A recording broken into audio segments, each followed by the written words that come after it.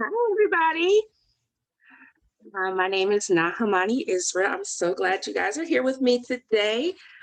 Before we get started, I just want to thank Sade Iwadu for making this platform available to us all. This is such a great opportunity to interact with you guys. I've been watching some of the experts from this group teach us about so many topics. You guys are bosses. There are so many talented, beautiful people that I'm just so excited to be able to share with you today. I do want to start off with a warning that the topic that I'm going to be speaking on, building a resilient brand, is some powerful stuff. So if you guys apply what we talk about today, I know for sure that your brand is going to withstand the test of time. So, before we get started, I just kind of want to set the stage and let you know how we're going to handle things. I do want to invite you guys to interact and to be a part of the conversation. So, definitely drop a comment below, introduce yourself, and let me know if you have questions. I will make some time during the presentation and towards the end to answer any questions that you have. So for the next 30 minutes, I am going to share with you everything that I can. So I could talk about resiliency and branding for hours. So I'm going to keep it to 30 minutes. So we're going to go over some of the most important aspects of how you can build a resilient brand for your company. So just starting off, what is resiliency? Resiliency is the capacity to recover quickly from difficulties. I believe resiliency is a muscle that we all have to exercise or it will atrophy. So thankfully, we've had some really challenging times and we get to flex our muscles. And before we really get into it, do you guys just realize how much of a miracle it is that we are here together? We have survived a deadly pandemic that has taken out a 500,000 individuals just in the US alone. We have lived through a tumultuous political environment, and racial injustice and unrest continues to be an issue in our communities. Um, so the fact that we're here together shows that we are miracles, we are overcomers, and I can't wait to just share everything that I can with you about stakeholder engagement and how you can leverage it to build your brand. So I'm actually going to share my slides. While I'm doing so, feel free to drop your name, your email, your website address, social media handles in the comments. And I would like to, make sure that you guys are part of this conversation, that you're getting the most out of what we're talking about here today.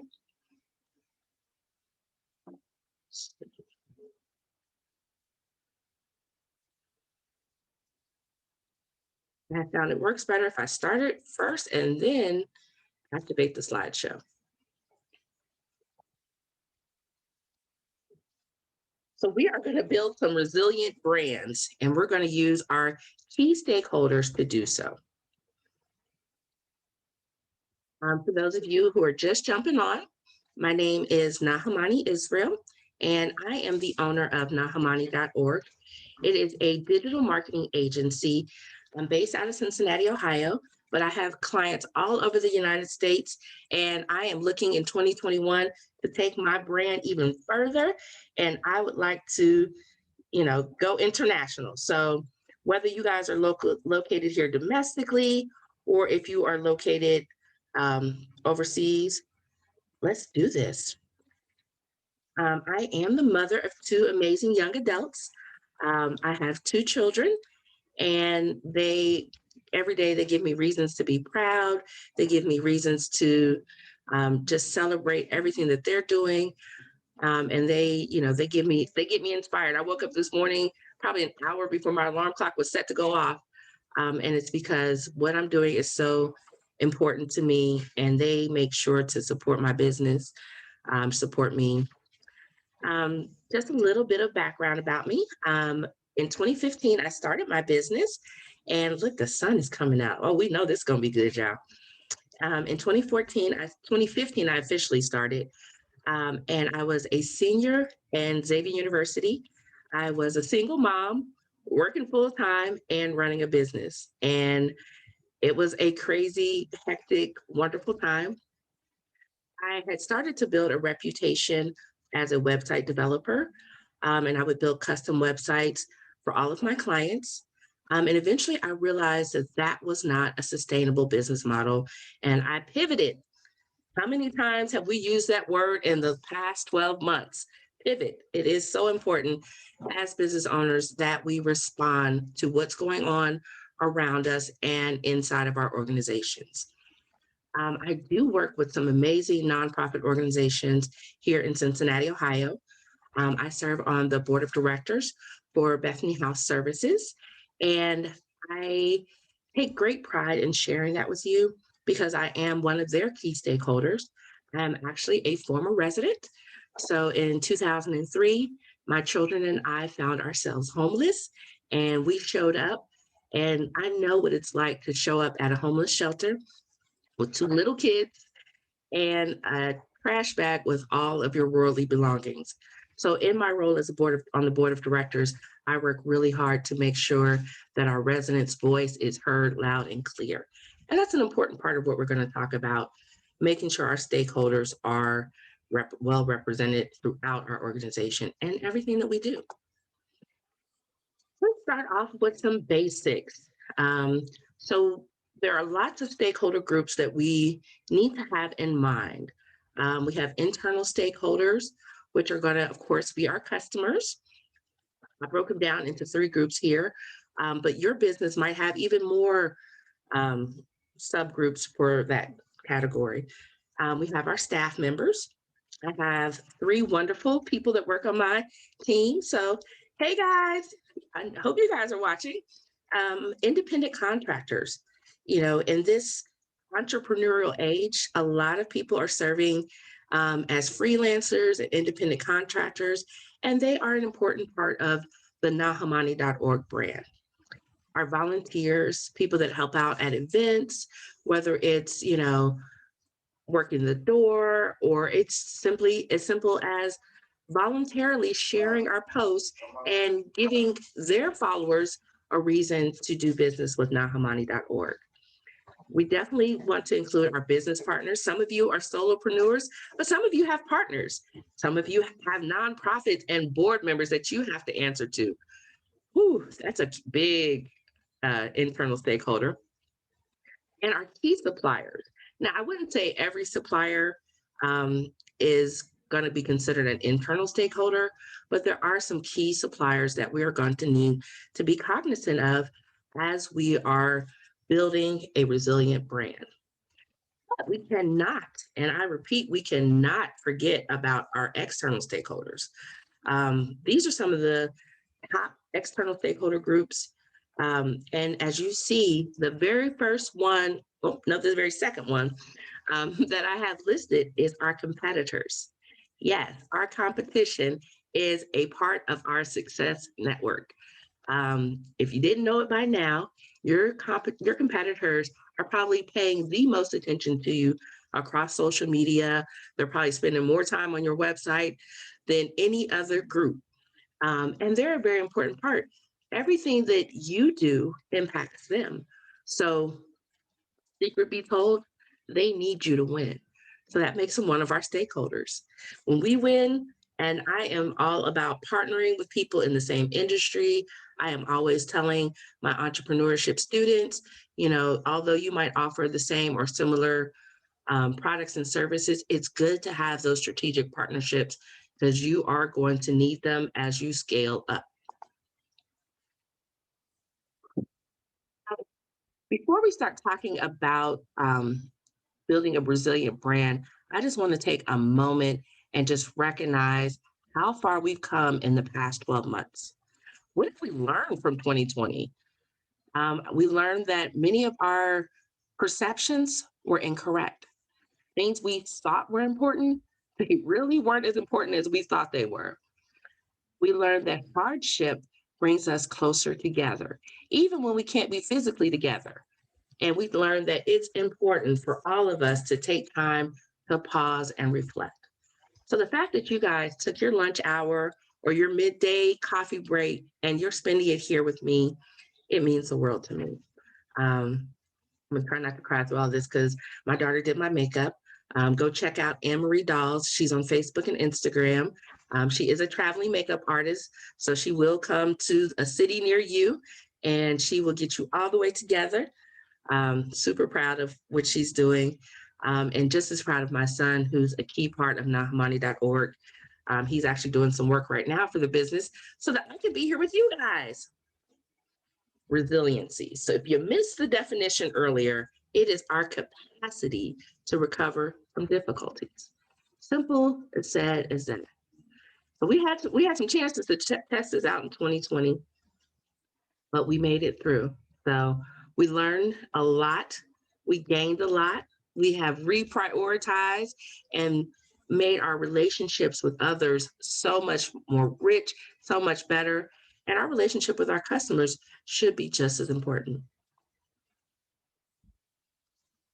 So, how in the heck do you engage with all these folks? You got internal stakeholders, you got external stakeholders, you got stakeholder subgroups. This is a technique that I use. It's called stakeholder mapping. And what you do is you'll create a grid very similar to this one, and you will place your various stakeholders within the boxes. Sometimes they'll fall towards the center of the box, and they'll be kind of on the line. That's okay. But what this tells us is that there should be a different approach as we're communicating our brand to the different stakeholders. People that are of high influence, they have a great deal of power, they can help us achieve our goals. Um, and then people that are highly interested, are highly engaged, are highly wanting to be a part of our success. I've had so many people tell me, I see what you're doing on social media. I see what you're doing in PR and in the news. I see you, you're doing great things. How can I help you? Please think about that because those questions will come up as you start putting this into place and have a plan of action. Let them know how they can help you. I'm always telling people, hey, if you can like and share my post, that helps me reach a broader audience. Hey, if you can actually come and attend an event, um, I would love to see your faces there. It's so nice when you look out into a room full of people to see a couple of familiar faces smiling at you and cheering you along as you're doing what you love to do. So engage those individuals. And I do have to apologize. I've got the family here, I've got the dogs here. So there might be a little bit of background noise, but I do apologize. So, all of these stakeholder groups, you need to spend some time reflecting. Like we learned in 2020, it is important for us to pause and spend a little time reflecting. Create goals that are specific to each of those clusters. So, how you communicate with one stakeholder group should be very different to how you communicate with a different stakeholder group. Make sure you don't ignore any groups. Every group deserves your time, your energy. Think about it. What do my suppliers need to know in order to best support me? And one thing that we learned in business school is the with them.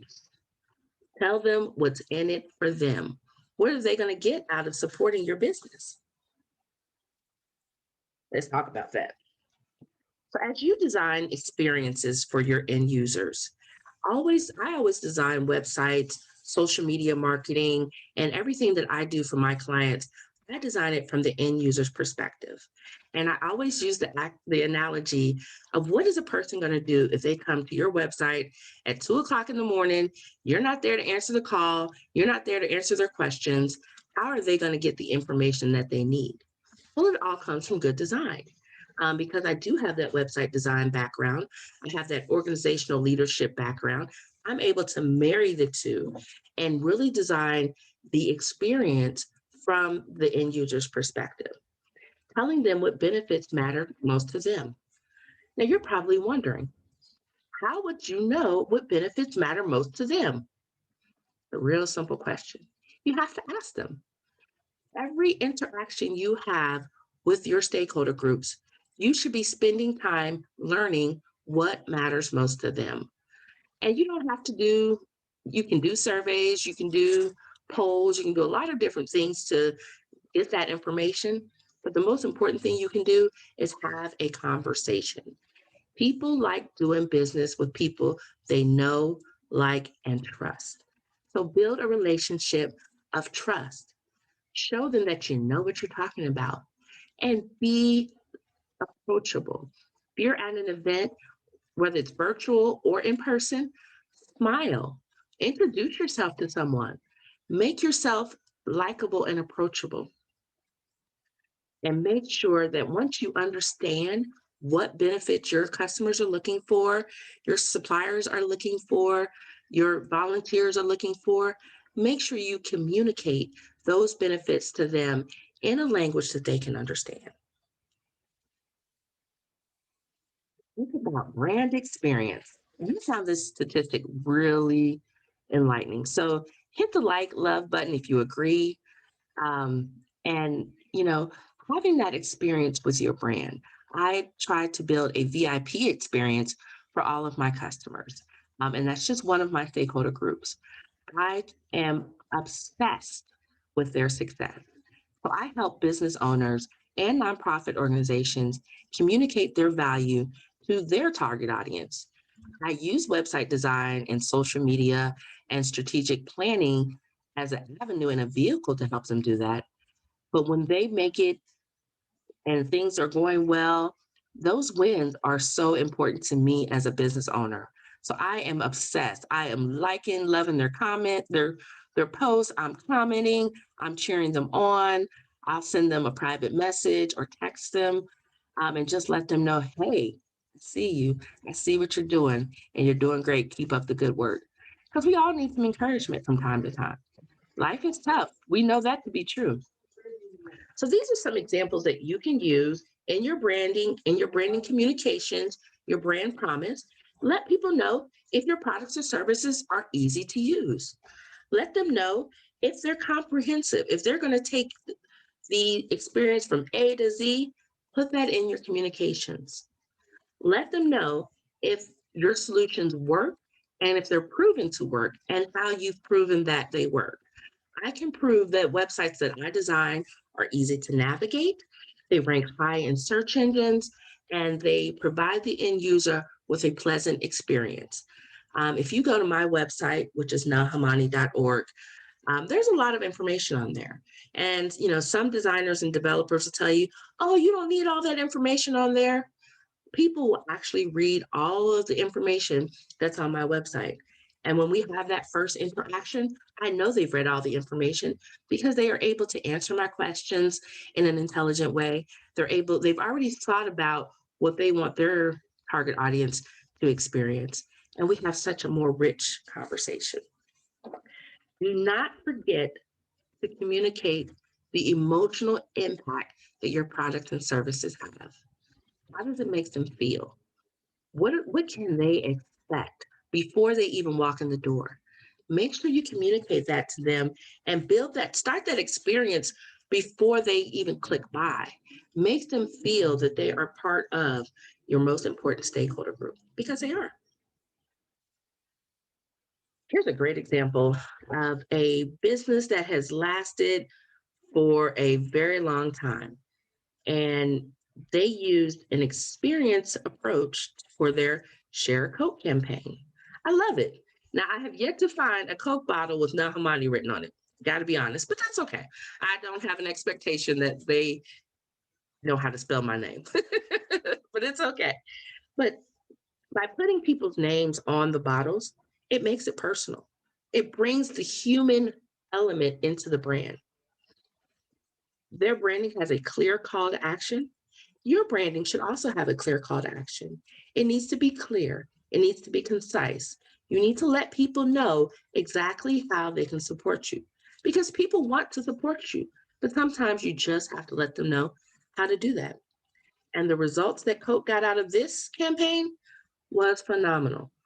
Over 500,000 user generated photos were shared across social media because people saw their names on a Coke bottle.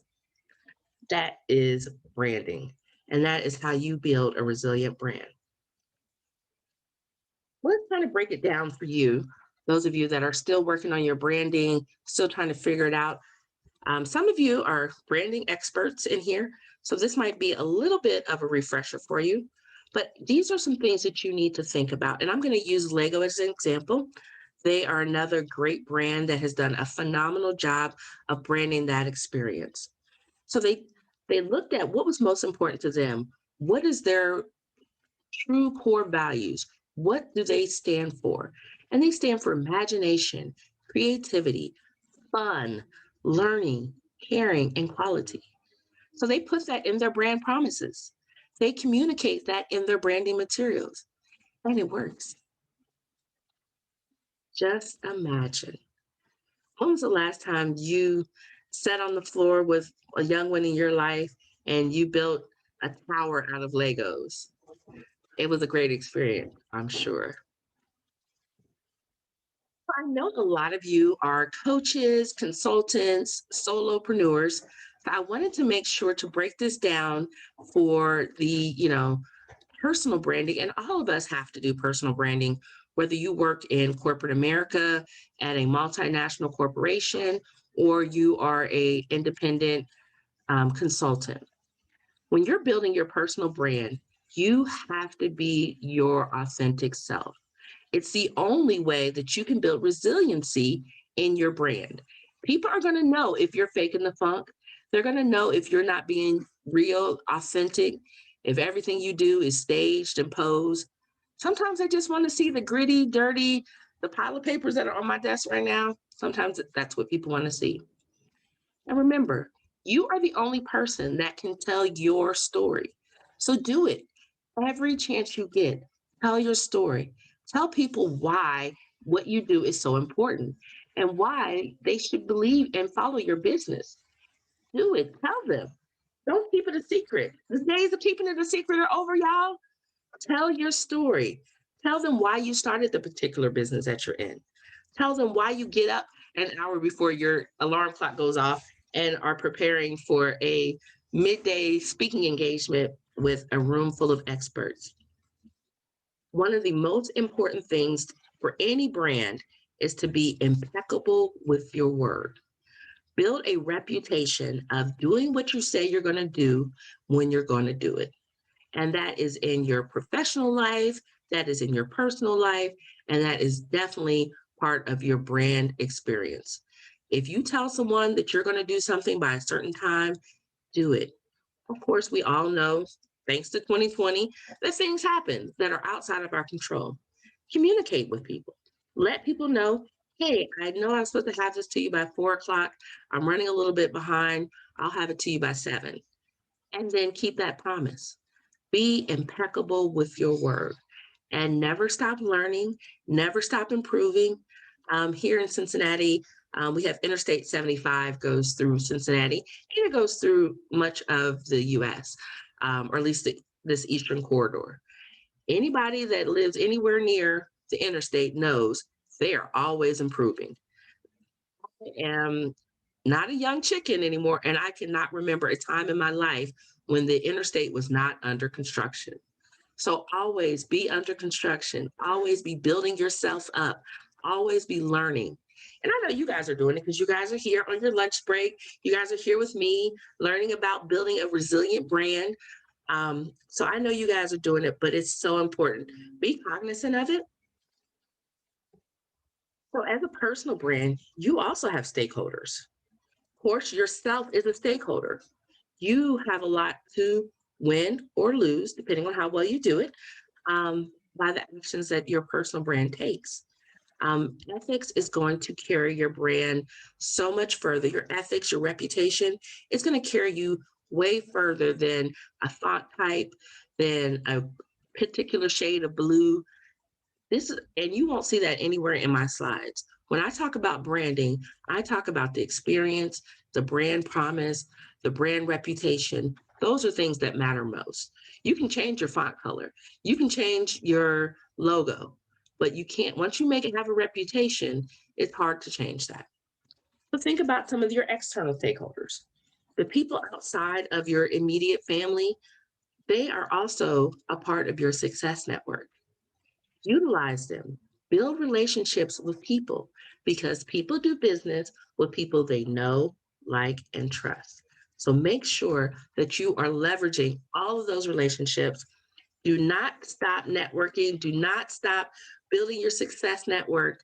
It is going to carry you further than anything, any paid advertisement, a word of mouth referral from a person that's well trusted and well respected is going to open doors that you might not even know existed. So I want to pause here and I want you guys to let me know if you have any questions. Drop them in the chat box. I'm going to stop sharing so I can see more of what you guys are saying. So let's see what's going on here. It might be easier if I do it from the phone. My computer's like, you're doing too much. So I'm going to jump on my phone so I can see your comments and answer your questions. Because that's what we're here for. We are here to educate and empower each other. So let me know what questions you have, whether it be about branding, whether it be about resilience. Just let me know.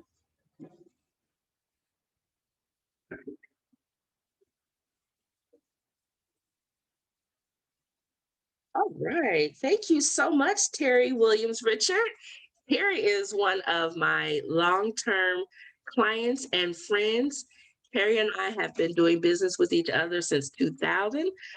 She was one of the first businesses that I built a professional website for, and I have got to see Terry's business take off. So thank you so much, Terry, for being here. Thank you for your wonderful words of encouragement. She is one of those people that's always sending me a message and saying, hey, girl, I see you. Keep doing you. So make sure you guys go check out her website. It's yeswithpes.com. It is built by nahamani.org and our team, and it is going to give you an experience that you are going to love. So thank you, Terry, for that comment.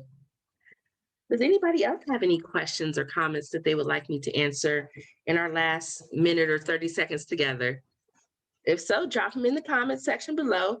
I am going to leave this video up for everybody. So if you come across this later and you have comments or questions, I'm definitely going to be available to answer those questions. And there's so much that we can talk about: resiliency, we can talk about branding, but I wanted to give you guys the most important aspects of it. So remember, building a brand that outlives yourself as the founder, it is so important. It is important that you communicate with all of your stakeholders, your internal stakeholders, your external stakeholders. Make sure you have a branding message that is specific to them. Make sure you have conversations. Do more listening than you do talking, because that is going to help you find out what their pain points are, what keeps them up at night, and how you can position your solutions, your products and services to solve those problems for them. So do more listening than talking. Make sure that you're having those rich conversations.